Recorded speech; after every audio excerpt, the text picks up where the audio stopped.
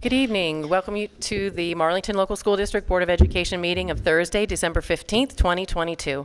Please stand for the Pledge of Allegiance. I pledge allegiance to the flag of the United States of America and to the republic for which it stands, one nation, under God, indivisible, with liberty and justice for all. Thank you. Invocation, Cohen Boyce.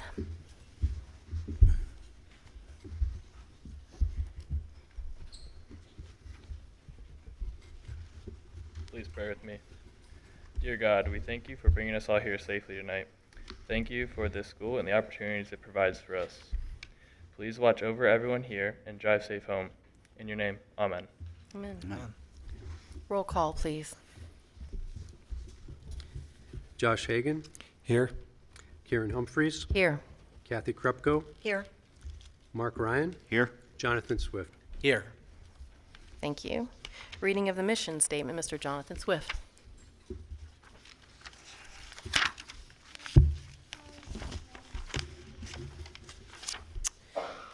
In collaboration with staff, community, parents, and students, the Marlington Local School District will develop lifelong learners who understand and apply knowledge and demonstrate excellence in pursuing the highest standards with effective intervention to challenge every student. Thank you. Additions or corrections to the agenda? None? Okay, adoption of the meeting agenda. Is there a motion to adopt the following agenda for the December 15th meeting? So move. Second. Discussion? Call the roll, please. Mr. Ryan. Yes. Mr. Hagan. Yes. Ms. Humphreys. Yes. Mr. Swift. Yes. Ms. Krupko. Yes. Public participation. Did anyone sign up for public participation? Did anyone sign up for public participation? No. Nope. No.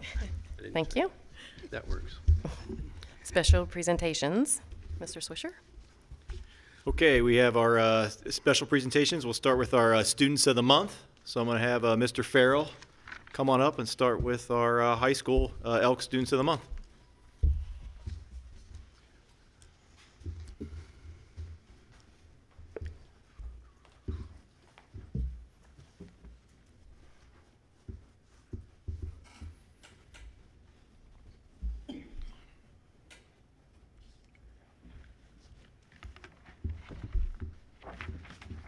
Good evening. I have the pleasure of introducing two of our finest students from the high school this evening as our Elks Teens of the Month. First up is Maria Warner. Maria, would you come forward, please?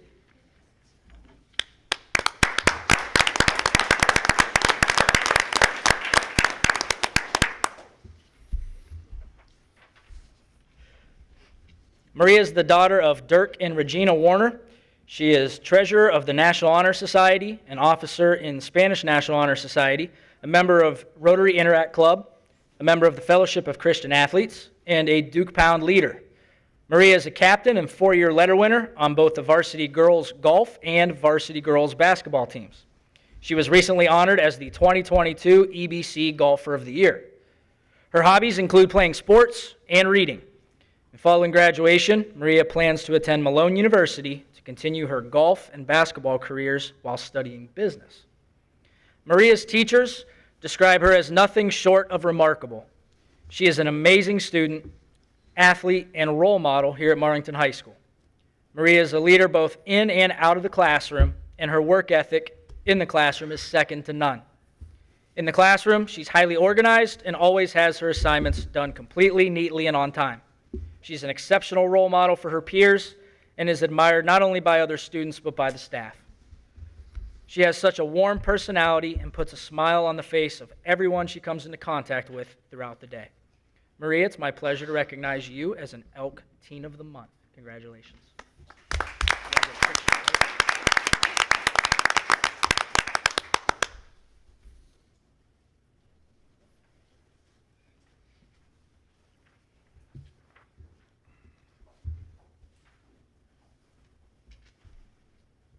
Our next Elk Teen of the Month is Cohen Boyce.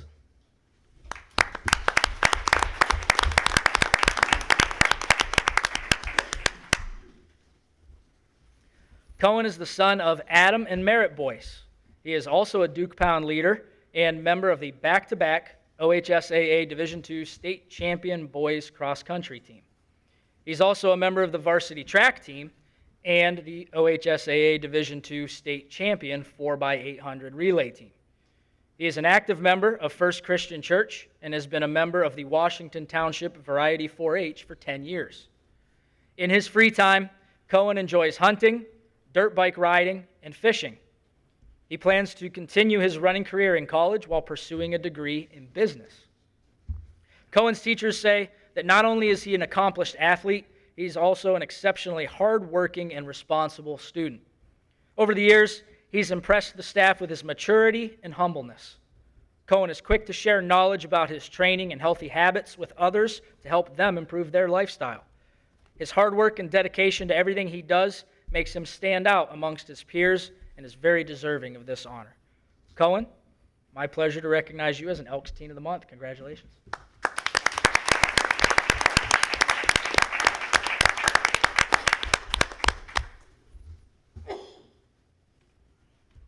Next up is Mr. Rizzoletti from the middle school.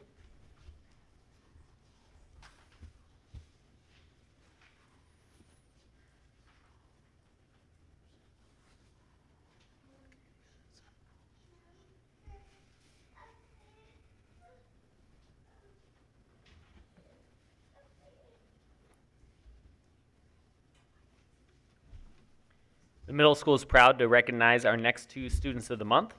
First up, Gianna Fodor.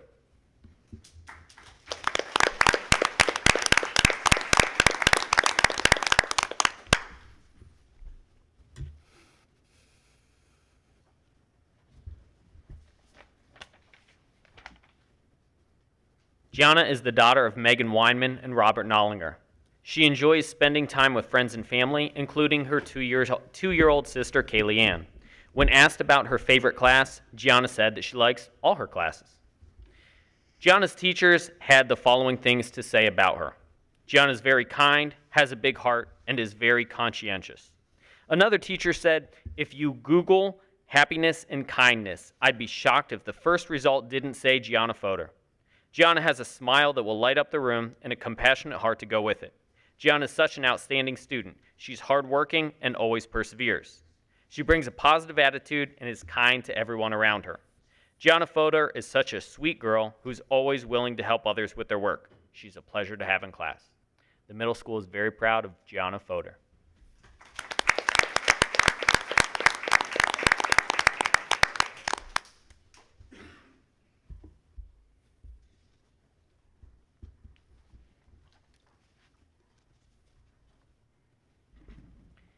Next up, Jacob Wolf.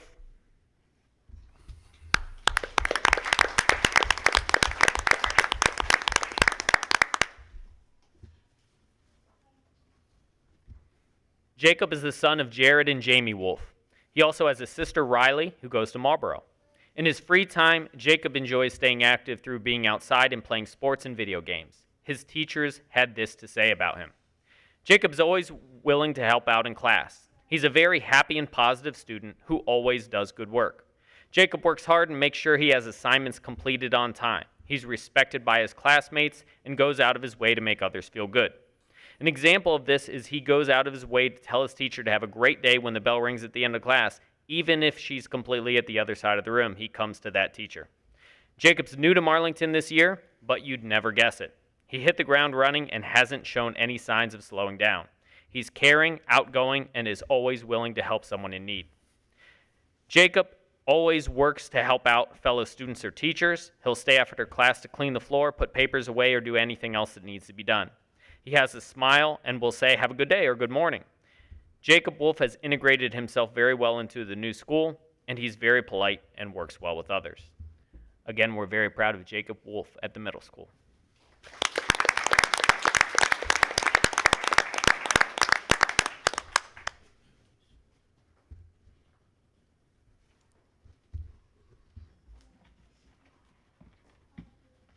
We're on to Mrs. Weber and Lexington.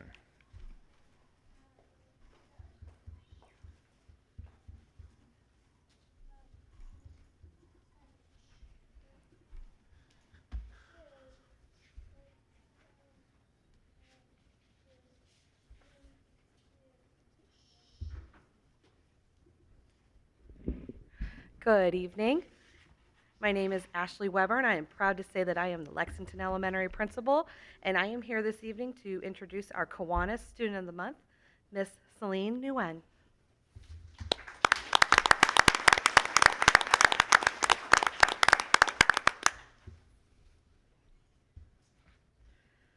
Celine's teachers have a lot to say about her. Celine is a Duke Pride role model at Lexington for her peers and younger students. She not only follows Duke Pride behavior expectations, but she consistently goes above and beyond with learning opportunities as well. Celine seeks out opportunities for growth with her education, and she also works hard in her extracurricular activities, such as dance, STEAM Club, and Marlington's Spring Musical. Celine is having a fabulous year in 5th grade because she goes above and beyond in everything. Something positive that they can say about Celine: Celine recently voluntarily participated in an essay contest sponsored by the Alliance chapter of the Daughters of the American Revolution and won 3rd place for her submission. That's fabulous. What does Celine have to tell us? She says her favorite subject in school is writing, and I would agree. I've seen her writing. It's fabulous. And some things about her family. She shared that she lives with her stepmom and dad. She does not have any pets, and that she likes to give her parents a hard time. What is something she wants to do in the future? She would love to visit Hawaii. She wants to be friends with Ariana Grande. Me too. And she would also, she's working towards getting that back handspring. Finally, something that she likes to work on, her hobbies. She loves dancing, singing, and she's funny. And I would definitely agree with that. Congratulations, Celine.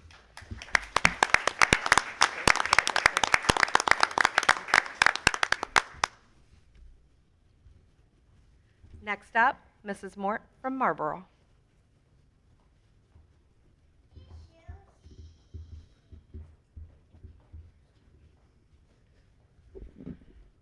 Good evening.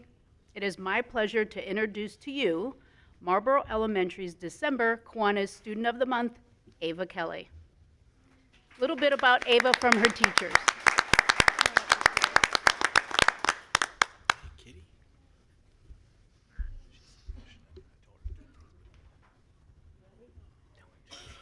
A little bit about Ava from her teachers.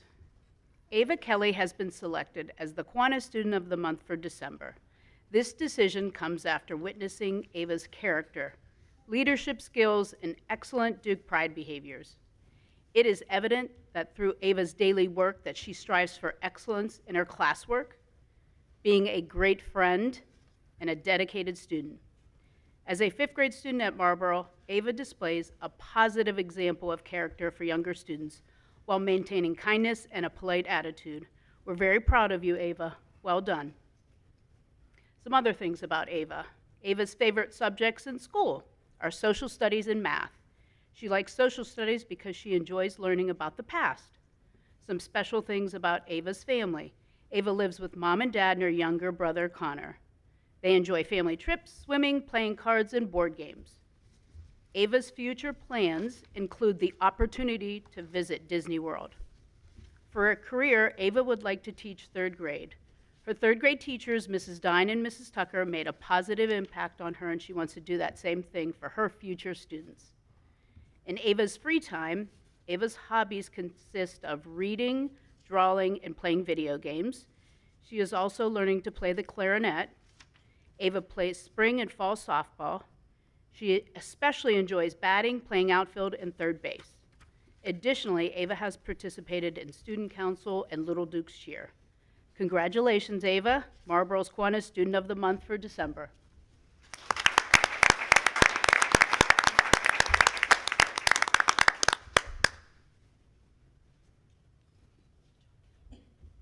Next up, Mr. Spondil for Washington Elementary.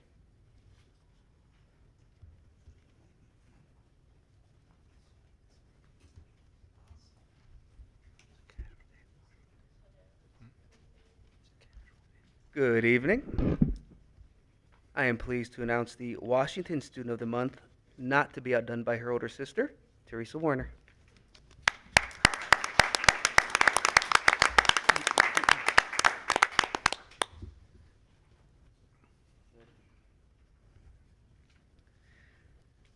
What her teacher said about her. Teresa is a great student and person. She is kind and friendly. She goes out of her way to help other students and is a reliable friend. Other students respect and look up to Teresa all the time. She's extremely creative, talented, and intelligent, and we are sure she will be successful in middle school and far beyond. Teresa's favorite subject in school is reading and language arts. At home, she lives with her parents, Dirk and Gina. She has 2 brothers and 3 sisters, 2 dogs, 2 cats, chickens, and horses. She likes to watch movies and play cards with her family. One of her brothers and 2 of her sisters are in college currently. In the future, she would like to go to the Pony Finals, which, if you didn't know, because I didn't know, is a horse show. She would also like to write and publish a book and visit England. I'm pretty sure she has 3 or 4 books already written in her locker at school, and her friends are currently writing an original screenplay, so they are very busy during the day. Something interesting about Teresa, she does horseback riding and takes lessons on her horse named Bluebell once a week. She loves to jump and do shows. She also has a little Shetland named Twinkle, who is her first pony. She loves to write novels and to draw. Congratulations, great job.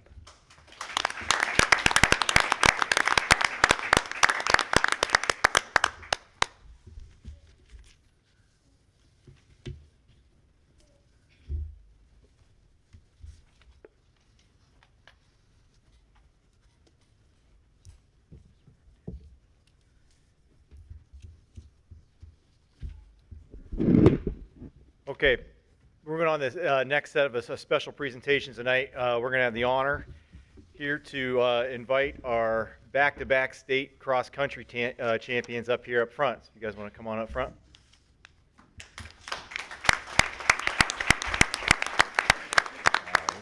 They don't need to see me.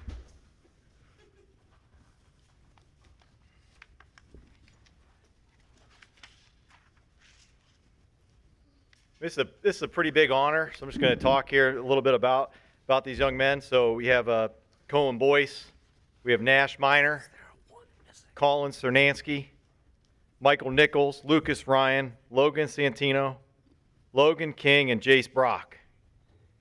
This is just an amazing group of runners with Coach Melissa back there in the back. Back-to-back state champions. So this team opened up as our defending state champions by winning the preseason state cross-country meet in Columbus. They continued to win each meet throughout the season. At the Stark County meet, they once again won the entire race among all divisions of Stark County, Division 1, 2, 3.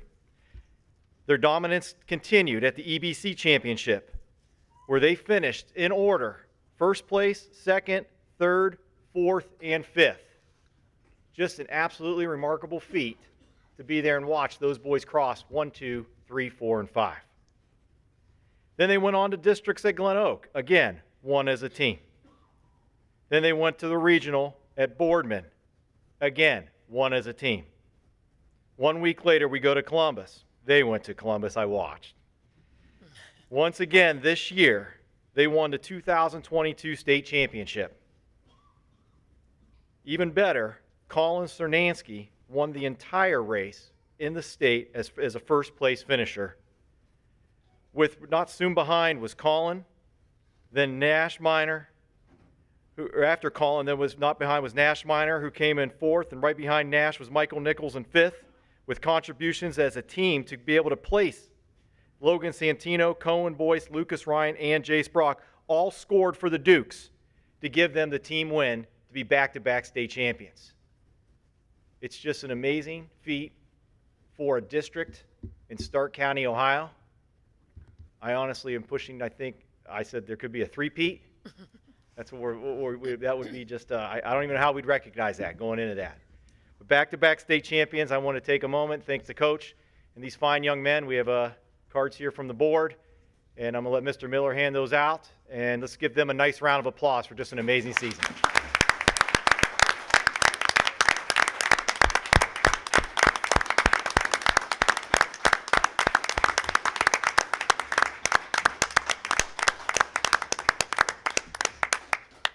Okay, thank you guys.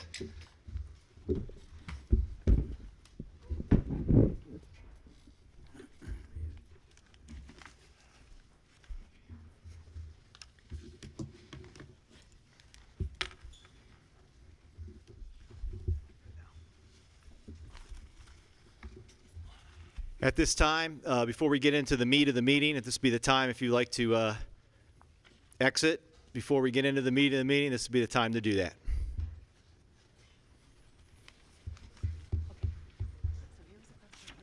I know. What happened? What is it? Number one? So right now we're in the OSBA. We're going to OSBA. Curriculum update, superintendent update, and then in the new business. I think, Armand, before I come over, the second page was reversed. Oh, yeah, right. I think so. So it's So I not, think it's just the second. It's just flipped around. Yeah. thank you. Oh, I found it. No, you didn't.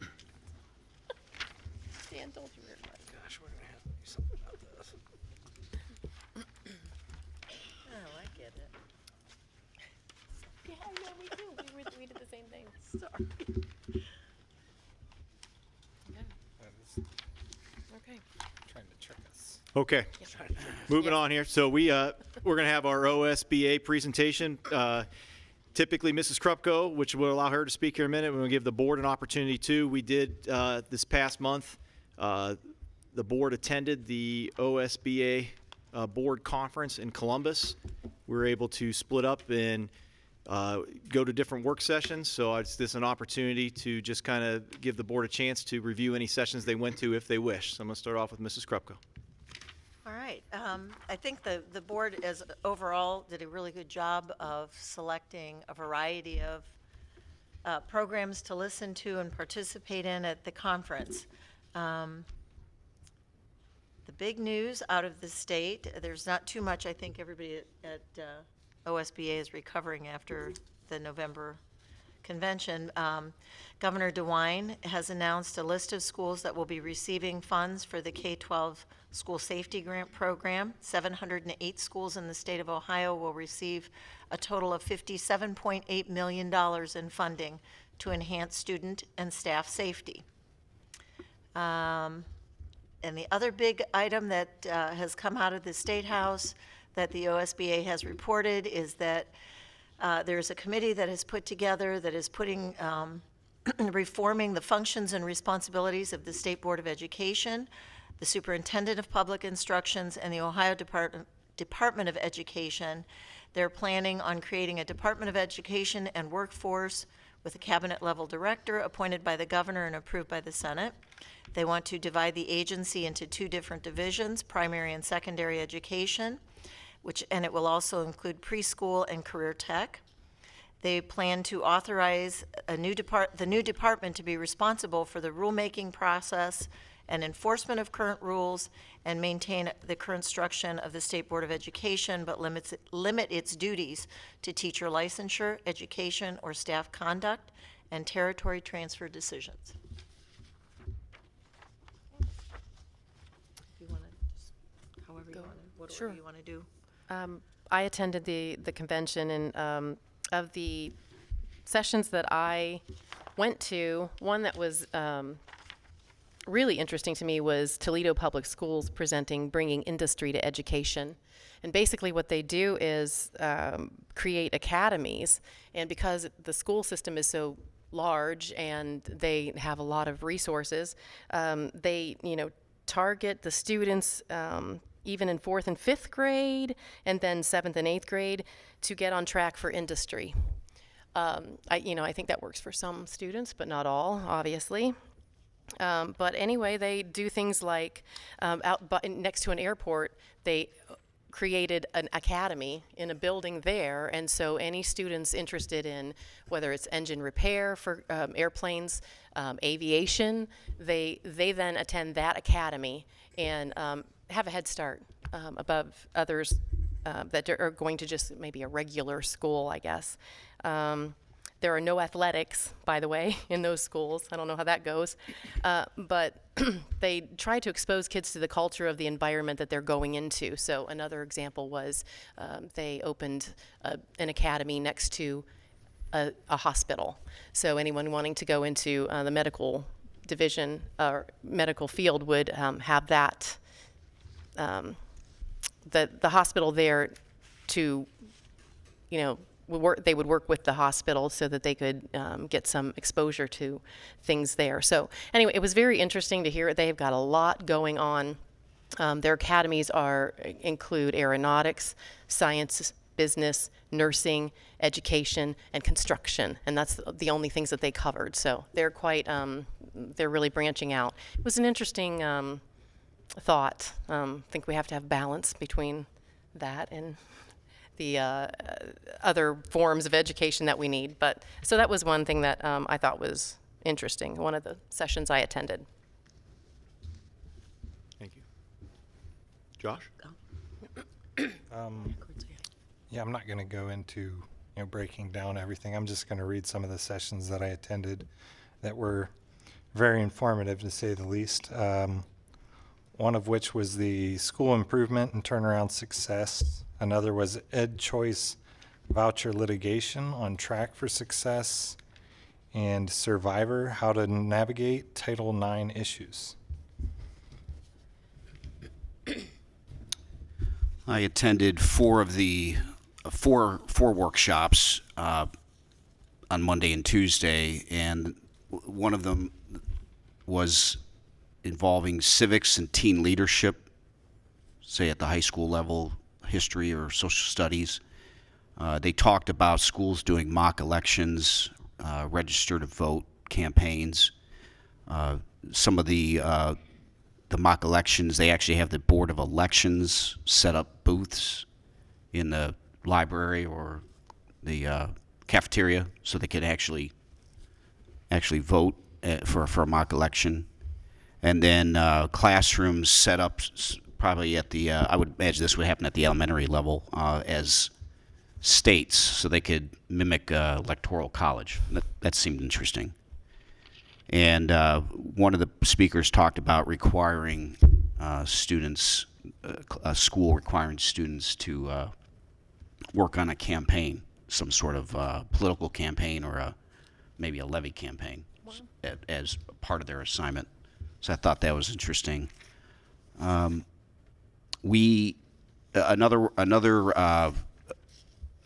workshop talked about student reps on the school board.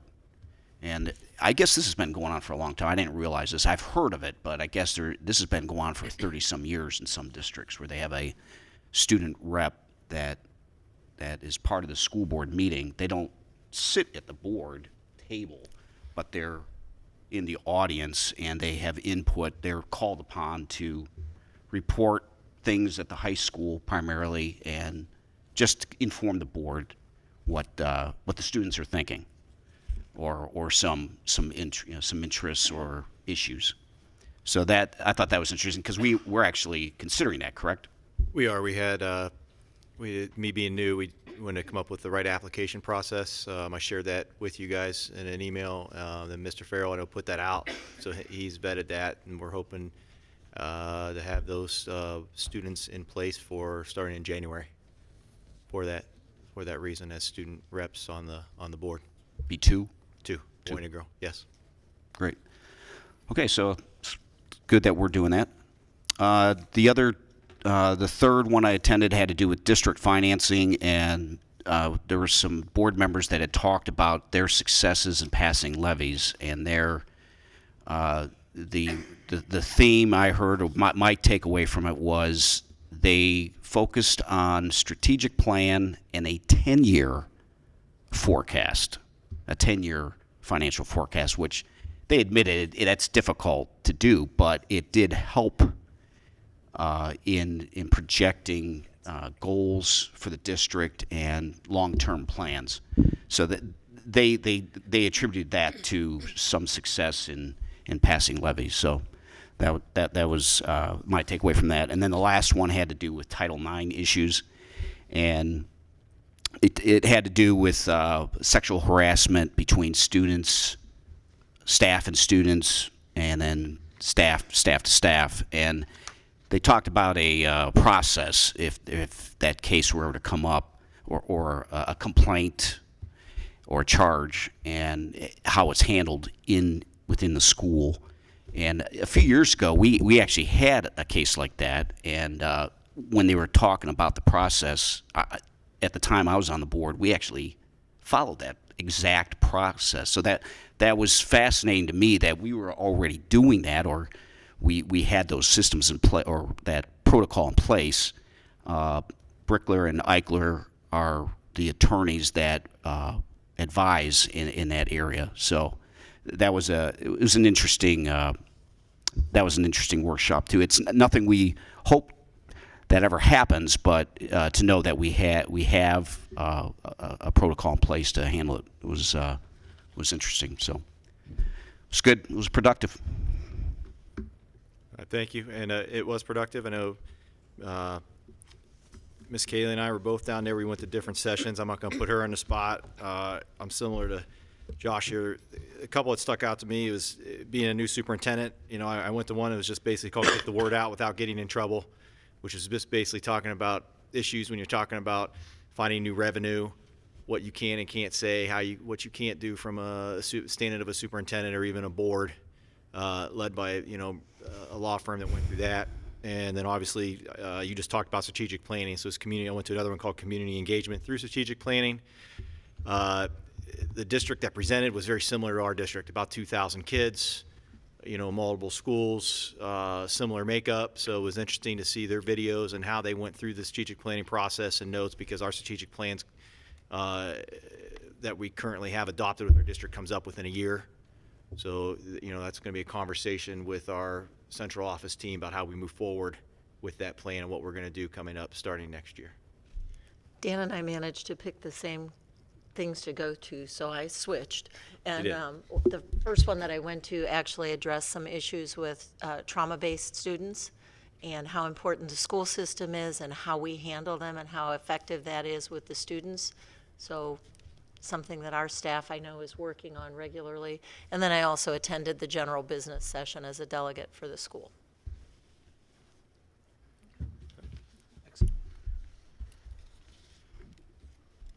Okay, next up we have our curriculum update with Miss Kaylee.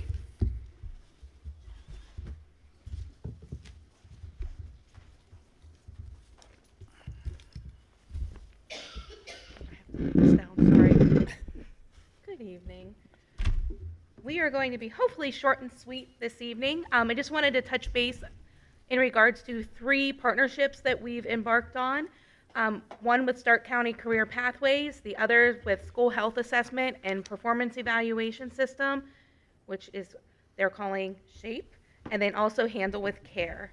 The first one, the Stark County Career Pathways, we have partnered with Stark Education Partnership, and their vision was to provide meaningful career planning, resources, and experience for all students in Stark County, and really to just help inform their future career choices and areas of employment that we have not only here locally, but also outside of the area as well.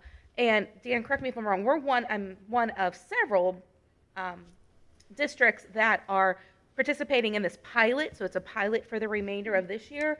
And then the goal is to get more districts on board for the next school year. What's really neat is we are looking at the career pathway goals. We're able to administer something called a U Science assessment.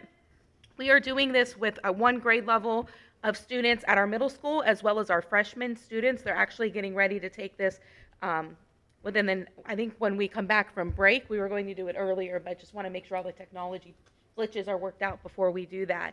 And then what that does is it allows students to, it's an aptitude and interest assessment, and it really breaks it down to allow students to see some options there for them as far as career planning goes that maybe they never even thought of based upon the results from taking this assessment. From there, this program is going to help us to build programs to allow students to explore career opportunities, as well as offer some differentiated work-based experience to students in grades 7 through 12. And what's nice is this aligns already with our goal 1 of our 1 plan. So we're excited about this partnership. It's 3 years, so we've committed to the next 3 years. We have been funded for this program, which means that the cost of the U Science assessment has been taken care of for the next 3 years for us through local organizations. So that is something that I think we are very blessed for. I think right now Alliance is going through it as well, so it's nice to be able to communicate with them and bounce ideas off of them. The next partnership that I wanted to touch upon this evening is our, we're going to be doing something called SHAPE. This is through with Stark Mar, and it's a school mental health quality assessment. And so what this allows us to do is it really assesses our school mental health system, and it allows us to identify strengths and areas for improvement within our K-12 mental health providings for our students. And then you can read on the screen that we have 7 domains that this actual assessment covers. Each building team is going to complete the assessment, and then they'll receive custom reports offering direction on strategic planning on how to improve our school-based mental health program. And so we'll be looking at it through a couple different lenses, one as a K-12 lens, like as a district lens, but then we're also going to be looking at it through each building lens.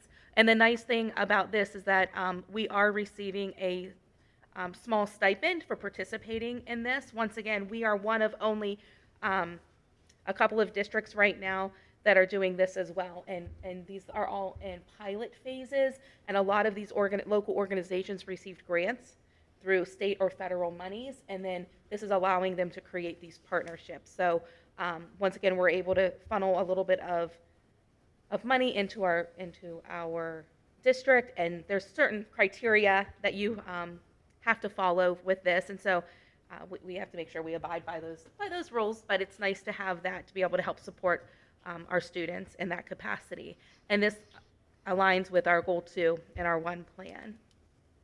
And then the final one is called Handle with Care. This is a program aimed at ensuring that children who are exposed to adverse events receive appropriate interventions at school and have opportunities to build resilience through positive relationships with school staff and first responders. So we are actually one of only 3 school districts in Stark County who are participating in this grant-funded program. We had a meeting a week ago with all of our school counselors, as well as Deputy Collins and the person that's overseeing this particular grant, and we're able to ask a lot of questions to see if it would be a good fit for Marlington. And then we actually had our school counselors and resource officers participate in a Train the Trainer training on this past Monday. And they said that it's absolutely something that they think that we can do here. It's a lot of what we're already doing. It's just kind of formalizing the process.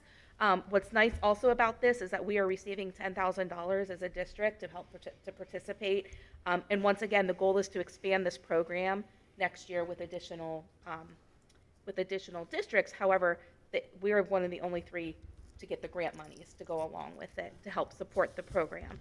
And just to kind of give you an idea of what that looks like is it's called Handle with Care. How does it work? If a first responder encounters a student-aged child at a scene, they would collect the following information: the child's name, their age if known, and the school that they attend. And then that's it. That's nothing else that's reported. But what happens is then the school is notified that there was some type of traumatic event that took place in that student's household the prior day. And so we know when they come to school, we get what's called a Handle with Care. And that's all we're told. And that's all we need to know, because we just know we have to be extra gentle with that student in that particular day. It could be that an ambulance was called to the house. It could be that, police had to be there. It could be children's services called, but we would not know the difference between them. We would just know that there's a Handle with Care notice for this particular child. And that is, the collaboration is through the local agencies and allowing the communication to the schools. That doesn't always happen. So we are looking forward to these 3 partnerships and seeing where these go, and hoping that they can continue to grow after the culmination of this year and moving into next year. Does anyone have any questions about the 3? It sounds like a lot of it is grant funded. How did you find out about that? Well, so interesting. So our 2 elementary school counselors attended the school counselor conference, and they were able to find out about this Handle with Care through that organization and through their opportunity to travel to that convention. The other things are just with folks from the county reaching out to us and giving us an opportunity, from Mr. Swisher going to some of his superintendent meetings, and just through that collaboration and communication, we're able to kind of jump on board with some of them. So like I said, it's nice because we're one of the first in some of these programs, and we're working out the bugs with them. So that's kind of the not so fun part because we're in that pilot phase. But the nice thing is that we are the ones receiving the funding to go along with it. To have some sort of plan and funding is great. Yes.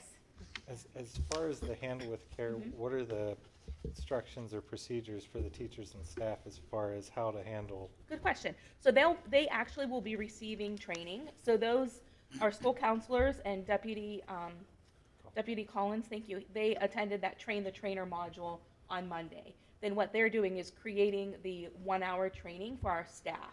And it'll spell that out specifically about what is it that you are supposed to do. What are some of the ways in which you can handle a student with care. And so they'll receive that specific PD. And then also Deputy Collins is going to be training our bus drivers, cafeteria staff, and that's only a half-hour training. So the same thing, because a lot of our kiddos, the bus driver is the first person they see in our district for the day.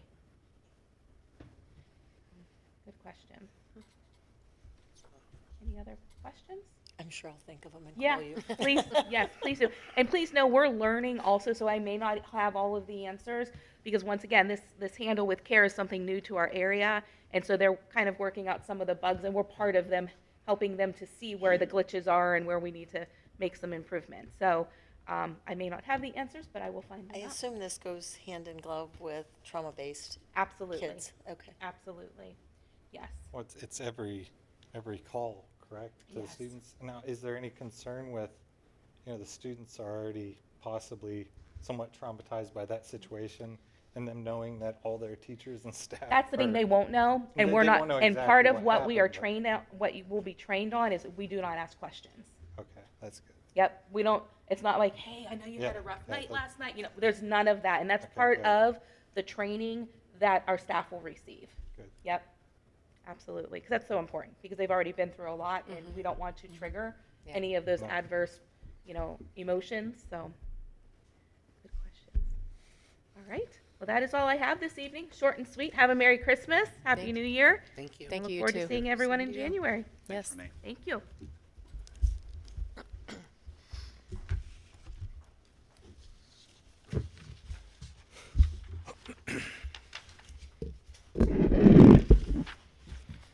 Okay, good evening. We're at the December meeting for my superintendent's report. I do want to thank our Hort department and Mr. Tanner for the lovely poinsettia arrangement they brought over that was grown over there, so we really appreciate that. I do want to thank Renee. I mean, if you look at the three things she just discussed, that she's kind of, a lot of times I'll have a vision or I'll run to her and say, hey, can you run with this? And she just takes off with it. Either she does, Nick does, or one of the elementary, middle school principals. The administration's just been amazing. But she just touched on, key things for us. And those key points were careers, mental health, and safety. I mean, those are just critical things from a standpoint of a superintendent. When you're talking about students in a school, we should be worrying about careers, we should be worrying about their mental health, and we should be worrying about their safety. So it's just that, those kind of things fall together, and then she ties in where we're at with our one plan, which has been kind of falls into some of the things that she's talked about last month, and I'll just briefly talk about tonight. Again, sticking with what I do here. We're in just tonight is December, it's Christmas. We're going to keep it a little shorter here this month, but we're talking about some reasons to celebrate. As I told you at the beginning of the year, we needed to evaluate where we were at with breakfast more in particular. And I'll give you a breakfast lunch update, going into the new year and where we're at with the now. So some of our district highlights.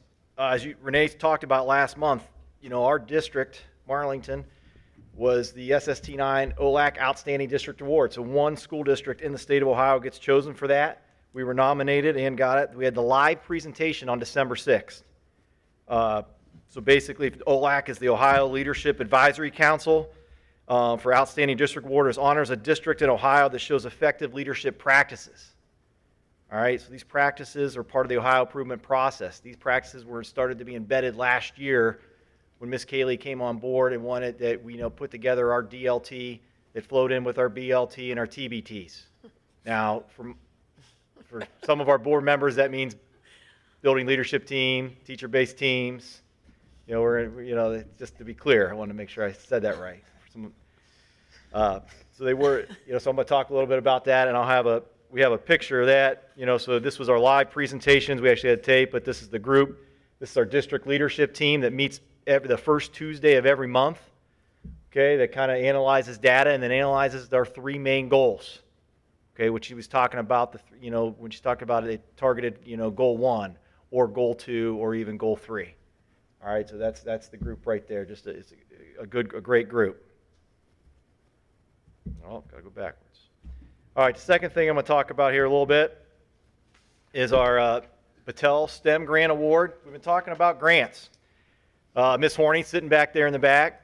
She is she is our project lead the way teacher this year. She's also she does the elementary STEAM, and she's always full of surprises. So I get an email, says, hey, I got a $5,000 grant from Battelle.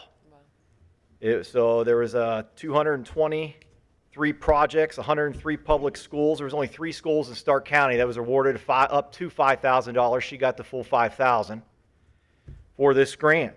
So it was us, Alliance Intermediate, and Sauter Elementary. She wrote this grant to foster the growth of Ohio's STEM programs. And I think I think what she got out of the grant was a Glowforge, which is a laser printer. Did I say it right? There we go. On top of that, in her spare time of writing grants and teaching Project Lead the Way, she got awarded a few more grants this past week. Correct me if I'm wrong here. I think we're one of 12 districts that was awarded a grant on drones, plus the curriculum that grows with it, which was amazing. And she ended up getting 8 mechanics kits, which talks about motion and simple tasks. So these are items that we'll be able to basically embed with our kids and give them opportunities for this hands-on stuff. So it's just, again, just an amazing tribute to Aubrey taking time, with their after-school program with the STEAM right now with our kids, and then turn around to write the grants and work with our kids at the middle school with Project Lead the Way. So we're very excited there. We're talking about the OFCC safety grant. So we talked about this at the beginning of the year. There was a round a year ago that I was unaware of, as I stated in the original meeting. We did say we would apply, and we did. There was we kind of just sat in this lull, and then it was announced just recently that Marlington was awarded money out of the safety grant. Now, we applied for $500,000, $100,000 per building, and we did get awarded all $500,000. There was 2,000 schools that applied, or districts that applied. They only awarded 708. So let's be clear, they did not just award everybody that applied. So they really only awarded about 35% of the schools that applied. So on that, we have some time. Right now, we got to kind of take a look at the grant, and then we have some time to get contracts put together. We got about 1.5 years to kind of have those projects completed. So there'll be more updates to come. But if you want a general overview, right now we're looking at like our mass audio notifications. We're looking at video cameras, different monitoring things that we have that will help, because right now these are things that are kind of we've kind of slowly added to our district for safety, but they're all costly. And this $500,000 is going to go a long way, or specifically $100,000 per building.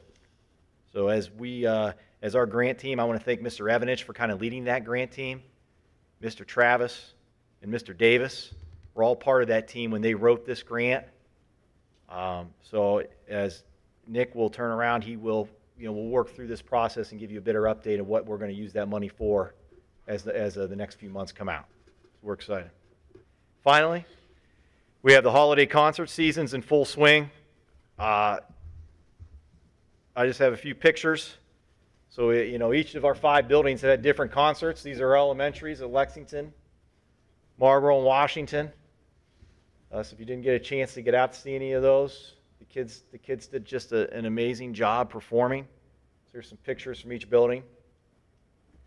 Obviously, our middle school and high school have had their choir and their band concerts.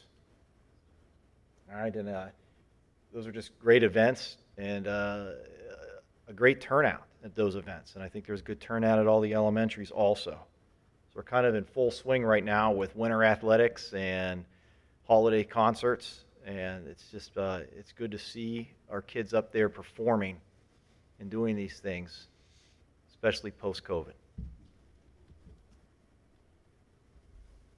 All right, our breakfast and lunch breakdown. I talked about this at the beginning of the year. I said, obviously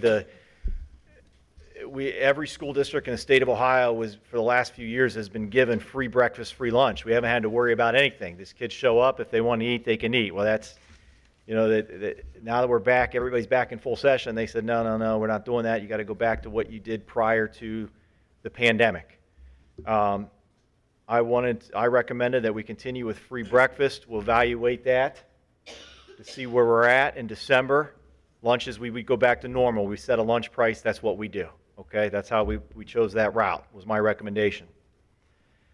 So we really only get numbers when each month closes out. So I have October, November. We haven't closed December out.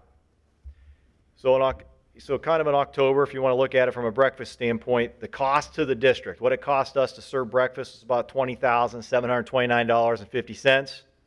The government reimbursed us $27,353.45. With a net savings of a little over $6,000, as you can see there. November, our cost was about $17,634.10. The government reimburses $22,133.05 with a savings amount of about $4,498.95. So that's on the breakfast side. Lunch, we have, obviously our students pay for lunch. Some do, some don't. So in October, our students paid $26,041.10. It cost our district $39,897.90. The government reimburses $50,412.27 for a total savings of $36,555.47. November, students paid $23,883.65. The cost to our district was $33,444.60. The government reimburses $39,730.70 for a savings amount of $30,169.75. When I first talked about this inside in central office, they're like, "We're making a lot of money." And I said, but what you got to understand is we pay the salaries of our kitchen staff out of this money. So my question to you is, what do we pay for salaries? Just to give me an average of what we pay for salaries for our kitchen staff per month is about $30,000 to $31,000. So we're where we want to be. We don't want to be going in the hole. We want to be self-sufficient with our kitchens. Having more is good because we do have maintenance issues that do come up. And we do have to maintain those, either preventative maintenance and or things that completely break that we have to replace. So based on the current numbers, my recommendation is to continue with the way we've been operating for the next 2 months. We'll reevaluate again in January before we go into February. Because the only way to stay on top of it is to kind of keep a look at it. So that's going to be my recommendation, is to stay where we're at. Does the salaries come out of the district cost or the savings amount? Savings amount. So the district cost is just the food? Well, no, not at all. Nothing.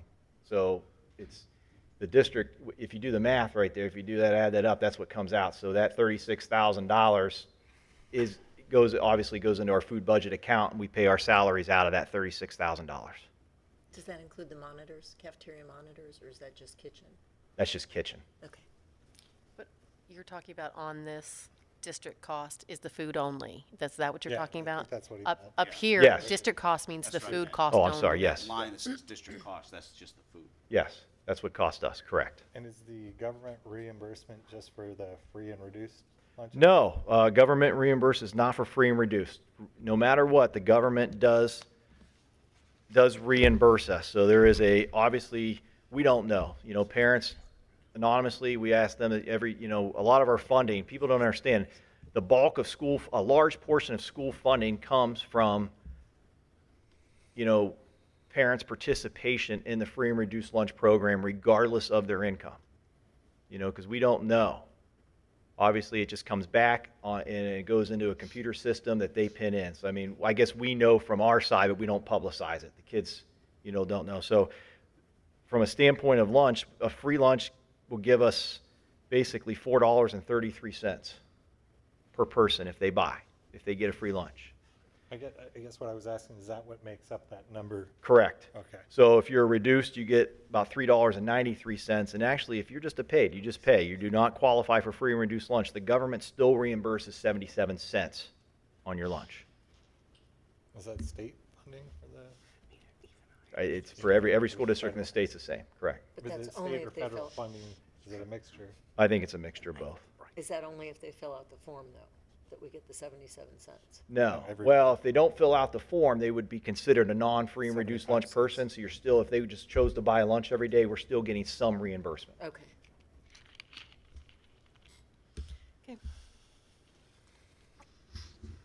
Any questions Sounds about that good. on that end?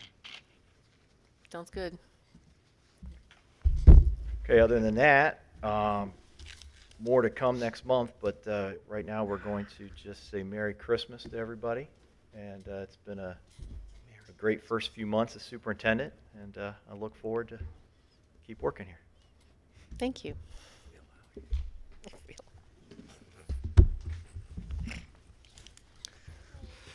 I may allow it.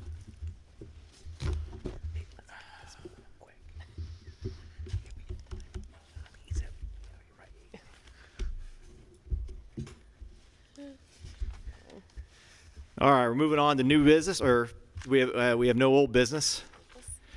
So we're going to move on to new business.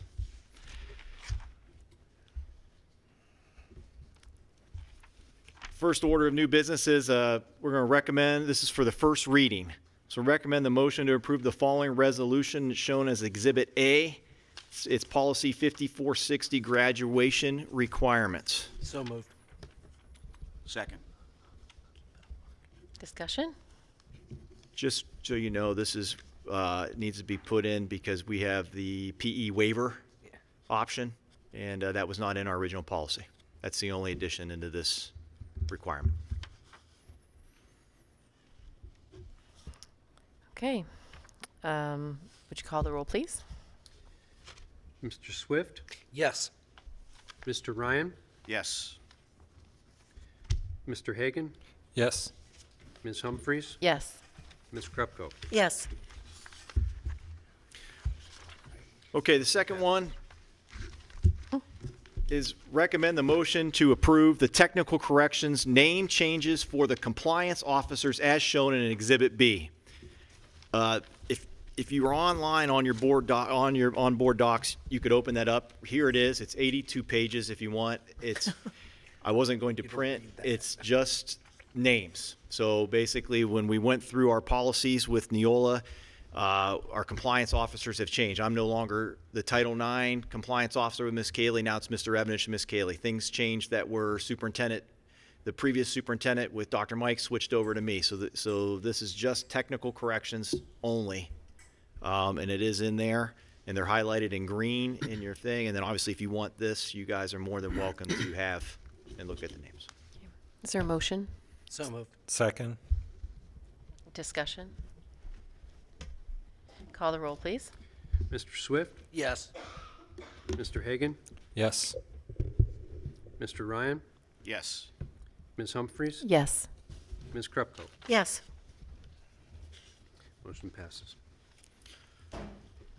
Okay, the third item in new business, I recommend the motion to approve the following waiver agreement as shown in Exhibit C. Is there a So motion? moved. Okay. Second. Any discussion? Dan, this waiver basically makes it so Alliance has to pay for this? No, that's not the purpose of this waiver. This situation was there was a student that was placed in a residential facility. The question came up of who's responsible for payment in the residential facility. Is it Marlington Local Payment for Schools? residential, okay. Or Alliance City? Obviously, we reached out to Attorney Mrs. Slick, but she represents both Alliance and Marlington. So, we had to have what we would consider a waiver of conflict just to get an answer, meaning that, both Mr. Gress and I agreed that we just need an Okay. answer. So That's what this was for, was just for a specific answer. Oh, got it. And that was it, and each board had to approve that. Okay. Right. Any other discussion? Call the roll, please. Mr. Swift, Yes. Mr. Hagan, Yes. Ms. Humphries, Yes. Ms. Krupko, Yes. Mr. Ryan. Yes. Motion passes. Okay, the next new business is not a motion, it's just to, we have to give notice that 30-day, or a board meeting to board meeting notice of our proposed calendar for the 2023-2024 school year. So this gives the board and the public an opportunity to, if they have any questions, they can reach out to us before we adopt the calendar come January.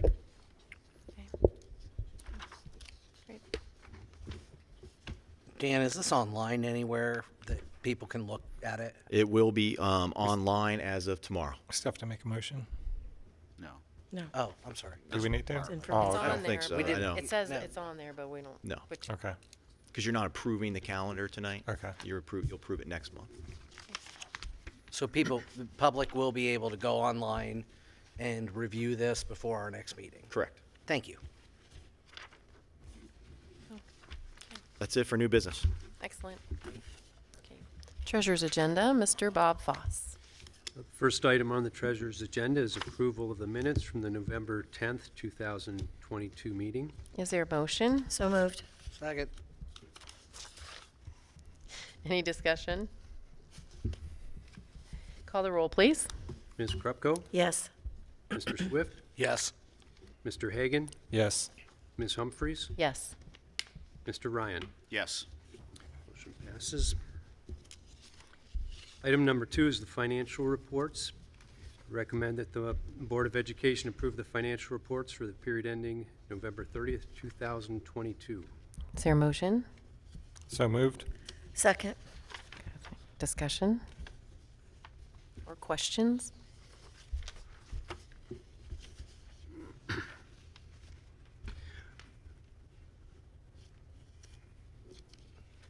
Let's see, who made the motion? I'm sorry. I did. Thank you, Kathy. Did I? No, Josh No, did. I seconded it. I I'm sorry. seconded. You made the motion, I seconded. Okay. All right, so Kathy. It's getting to then- be a long night. That was the minutes. Thank you, thank We you. just flip-flopped just now. Yep, Okay. that's where my head was. Okay. No questions? Okay. Call the roll. Ms. Krupko, Yes. Mr. Hagan, Yes. Ms. Humphries, Yes. Mr. Ryan, Yes. Mr. Swift. Yes. Motion passes. Item number 3 of the donations. Recommend that the board approve the donations as distributed in Exhibit G. So moved. Second. Discussion? Name the 3 donations. Just want to thank those people who donated to the different programs, the Ashley White Stump Scholarship and to the Rocks program this month. Thank you. Would you like me to read those names? Yes. Sure. Sure. Dr. and Mrs. Krupko to the Rocks program, $150. Mr. and Mrs. Humphries to the Rocks program, $150. Mr. and Mrs. Buck to the Ashley White Stump Scholarship, $100. Call the roll, please. Mr. Swift, Yes. Mr. Ryan, Yes. Mr. Hagan, Yes. Ms. Humphries, Yes. Ms. Krupko. Yes. Okay, next up is personnel. I'm gonna, if you guys are good, I will consent personnel 1 through 10. Number 11, the preferred sub-hire, we will pull as a separate vote due to we have one board member that will need to abstain. That's fine with me. So when we review personnel, we do have 2 classified retirements. So we'll talk about them at the end of the year. So we have 2 classified retirements, Mrs. Neal and Mrs. Mitchell. We have a classified resignations, 2 of them there. We have a cafeteria monitor and a custodian resigning. We have a supplemental resignation for a year, which is, you have those in there as from a math coach. We have a classified hire for cafeteria monitor. We have some substitutes on the classified side, one there for a substitute custodian for a sub. We have our some supplemental hires in here. These are our math coaches and a strength and conditioning coach, and a volunteer for the girls' basketball program. We have been looking for an ESSER tutor for the high school for some time. We were able to finally find a good solid candidate to come in, Mr. James Riley. We have one supplemental pay change because we wanted to correct that to make sure it was right and what it should have been. We have a classified salary change just based on the schedule. It was incorrect. We needed to adjust. And we have 2 people that needed extended days approved for hours over the last 3 months. Is there a motion? So moved. Second. Is there any discussion? Call the roll, please. Ms. Krupko? Yes. Mr. Ryan? Yes.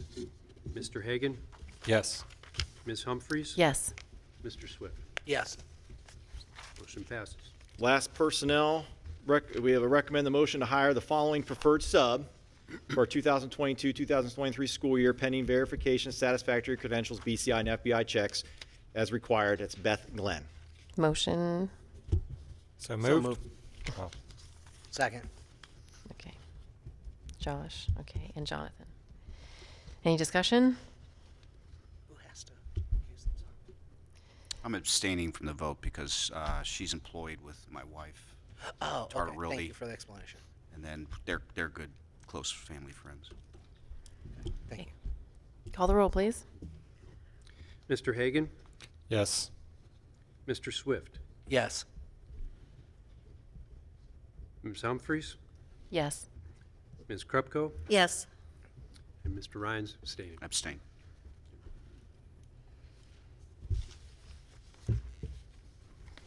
Motion passes. All right, in announcements here, continue to visit our website for our athletic events over the break and going into January. December 22nd through January 3rd will be our Christmas break, so our kids will not be in school. And then obviously January 16th, Martin Luther King Day, there will be no school that day. We are going into the holidays here, so we do need to go set, I'll let Karen take over from here. Election of President Pro Tempore for the organizational meeting. Is there a nomination? Karen Humphries. Second. There any others? Okay, call the roll, please. Mr. Ryan? Yes. Mr. Swift? Yes. Mr. Hagan? Yes. Ms. Humphries? Yes. Ms. Krupko? Yes. Motion passes. Okay. Thank you, Ms. Humphries. So next Board of Education meeting, is there a motion to have the organizational meeting on January 12th at 5 p.m.? Just to stay ahead of it, it's a Thursday evening. I set the organizational for 5. If you would see, the next item agenda would be then to finalize our next Board of Education meeting. I placed on there that we would have the Board of Education meeting then at 6 o'clock on the 12th on that Thursday also. I thought you wanted to do Tuesday. No? Thursday's Okay. Okay, so the 12th for both meetings? Correct. So we have the organizational meeting at 5 o'clock. We'd have our board meeting at 6 o'clock. When do we have to have the organizational meeting? That has to be in by Within the 15th? within the first 15 days of 15 days, January. Okay.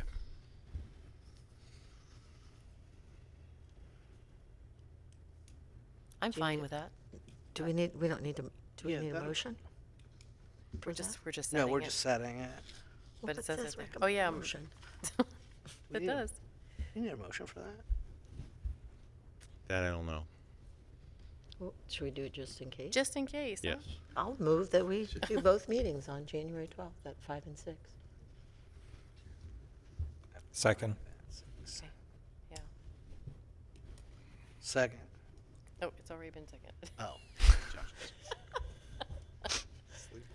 So we're just putting them together. We're just going to put them together, those two, because we're going to have them both. Is that your desire to have them together, or does that give you enough time for Wait, it's either we do the organizational meeting, which is done by all boards, which you know, from that aspect, which is not a long meeting by any stretch. It's just you, and then we're gonna go exactly a week later into the board meeting. So this gives us an opportunity just to do those.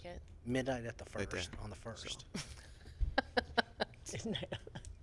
I'm open either way. Is that I a- just is that I know a it was done last year, so I life-changing figured we would event? go ahead and do that again this year. That's fine, right? We're good doing both together? Okay, we're good with this. So Kathy made the motion, Josh seconded. Call the roll, please. Ms. Krupko, Yes. Mr. Hagan, Yes. Ms. Humphries, Yes. Mr. Ryan, Yes. Mr. Swift. Yes. Now, do we have to do the second one, or do we just say No, that we it's just did together? Okay, cool. Yep. All right, is there a motion to adjourn? So moved. No move. Second. Oh, jump on that second, one. right? Call the roll, please. That one I was ready. Ms. Krupko, Yes. Mr. Swift, Yes. Mr. Hagan, Yes. Ms. Humphries, Yes. Mr. Ryan. Yes. All right. Merry Christmas. Everybody have a good Christmas. Merry Christmas, everyone.